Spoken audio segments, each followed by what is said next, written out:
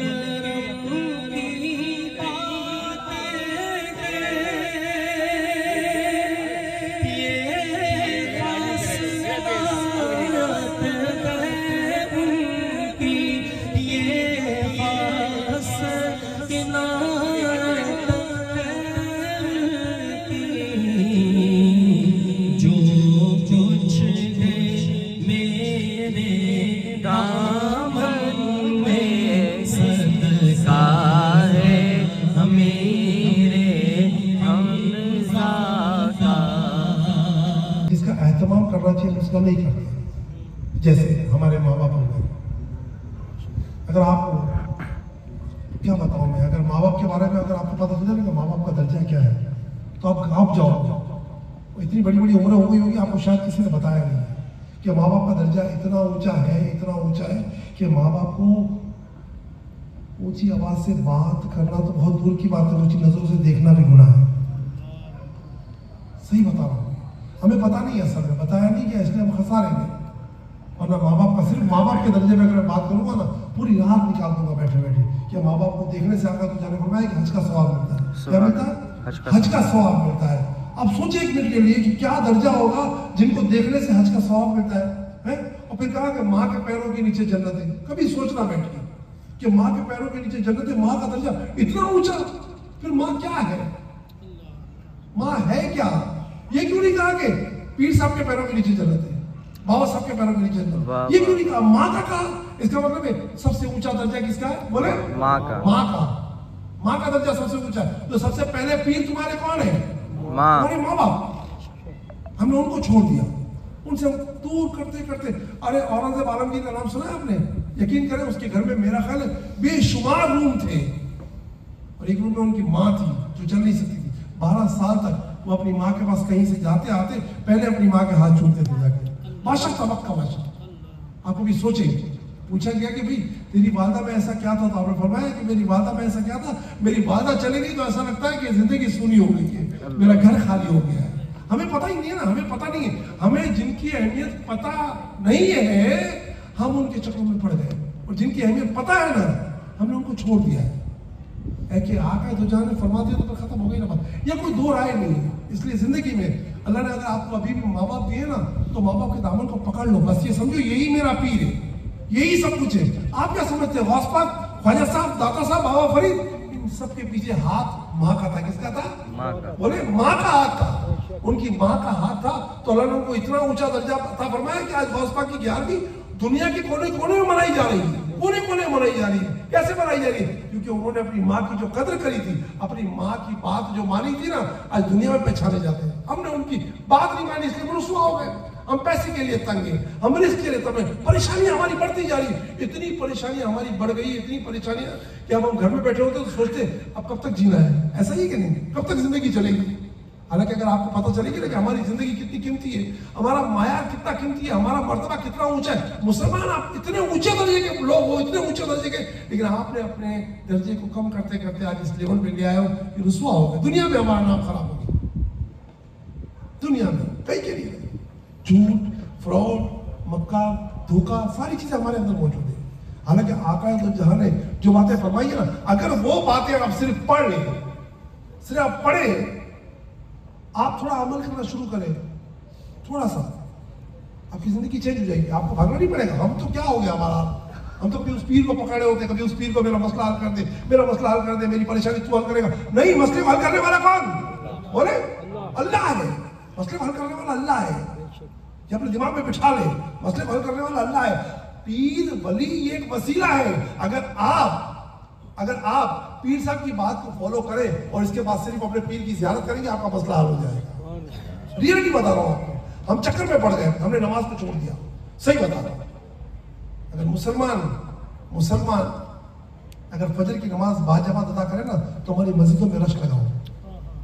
हम तो अपनी परेशानी लेके जाते हैं। जिस दिन देखा है घर में टेंशन पैदा हो गया, तो आज से फजर की नमाज पढ़ूंगा, ऐसा ही कि नहीं? आज से कारोबार में तंगी आई है तो पीर साहब के पास फिर नमाज शुरू कर दे, बस बाबा आज से शुरू। क्या हो गया तुमको? किस गोभी में? हालांकि कुफ्र और इस्लाम के दरमियान फर्क किस चीज का है? नमाज का फर्क है। मुसलमान को 5 टाइम नमाज अदा करनी चाहिए, उसे 5 टाइम मस्जिद में जाना चाहिए। और अगर मैंने फजर की नमाज की फजीलत बयान कर दी ना, आप परेशान हो जाओगे। आप बोलोगे फजर की नमाज की इतनी फजीलत है कि जो शख्स, सुन ले और आज से मान लेना, जो शख्स फजर की नमाज बाजमात अदा करता है, अल्लाह उसको कभी भी किसी चीज का मोहताज नहीं करता, रिस्क का मोहताज नहीं करता, औलाद का मोहताज नहीं करता, औलाद की मोहताजी नहीं देता है, कभी बीमारी नहीं आती उसके घर में। मैं आपको सही बता रहा हूँ। आपने छोड़ दिया ना सिर्फ फजर की नमाज के लिए, आज ही चला, आज ही करके देख लेना, ठीक है? फजर की नमाज की रात को नियत करनी है। क्या करनी है आपको? सिर्फ नियत करनी है। नियत करके सोना है आपको। इंशाल्लाह आज फजर की नमाज में सिर्फ नियत करके सोना है। यकीन करें, आपकी नियत करने पे एक फरिश्ता आपके लिए दुआ करेगा। सही बता रहा हूं मैं आपको। یہ فرشتہ آپ کے لیے دعا کرے گا. اور جب صبح آپ کی آنکھ کھلی نا, آپ نے صرف تصور کیا کہ آج فجر کی نماز پڑھی, ایک اور فرشتہ آپ کے لیے دعا کرے گا. سبحان اللہ. اور اس کے بعد جب آپ اٹھے اور وضو کیا نا, وضو کے لیے کھڑے ہوئے تو 2 فرشتے آپ کے لیے دعا کر رہے ہوں گے. اور جب وضو کر کے آپ نے سنتیں ادا کری, ہمارے بزرگ کہتے ہیں کہ فجر کی سنتیں وہ سونے کے پہاڑ ہیں. کیا ہے؟ سونے کے پہاڑ. بولا سنتیں اپنے گھر میں ادا کرو, سونے کے پہاڑ گھر میں رکھو, اور اس کے بعد مسجد میں نماز پڑھنے کے لیے جاؤ. اللہ تمہیں کبھی محتاج نہیں کرے گا. اور نماز پڑھنے کے بعد یہ کہو اللہ تیرا لاکھ لاکھ احسان ہے کہ تو نے مجھے مسجد میں آنے کی توفیق عطا فرمائی. ہم بھٹک گئے, ہم پریشان ہو گئے. صحیح بتا رہا ہوں, ہم نے مسجدوں کو چھوڑا, ہم نے شریعت کو چھوڑا, طریقت کو چھوڑا.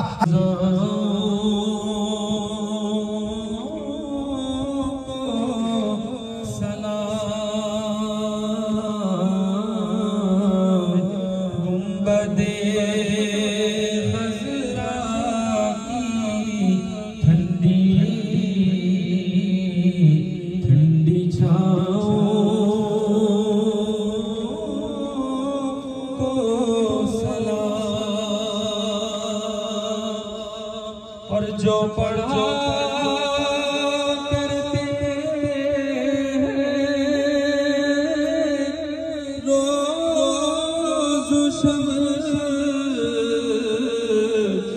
سرکار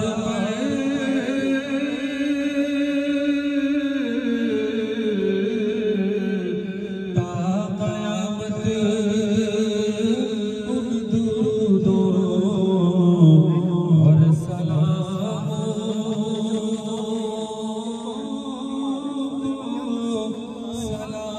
بنائیت منا فاحیل الاسلام ومن توفیت منا فتوفر الایمان.